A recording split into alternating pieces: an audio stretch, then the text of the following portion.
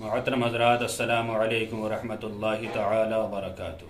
نحمدہ ونصلی ونسلم علی رسولہ الکریم۔ سائل نے سوال کیا کہ حضرت، جو میت کے بعد کھانا بھیجا جاتا ہے، اسے بھاتی کا کھانا بولتے ہیں، اسے گھر والے، مہمان، پڑوسی سب کھا سکتے ہیں؟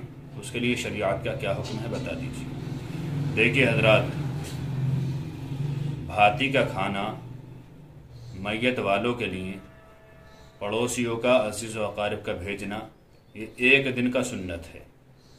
ایک دن، جس دن میت ہوئی ہے اس دن کا گھر والوں کے لیے صرف میت کا کھانا بھیجنا یہ سنت ہے۔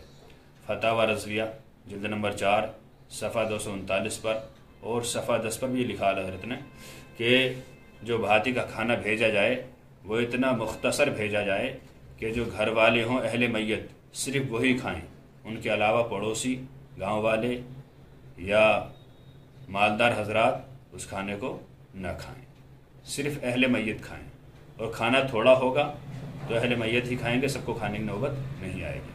تو اتنا زیادہ کھانا بھی نہ بھیجا جائے کہ وہ کھا نہ سکیں اور خراب ہو جائے، اور پھر مالدار لوگ، پڑوسی حضرات وہ کھانے پر مجبور ہو جائیں کہ کھانا بچ رہا، کیا کیا جائے۔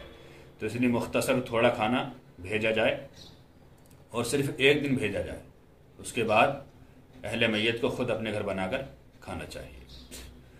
تو امید ہے کہ مسئلہ بآسانی آپ سمجھ گئے ہوں گے۔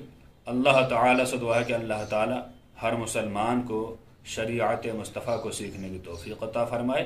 السلام علیکم ورحمۃ اللہ، واللہ تعالی عالم بالصواب۔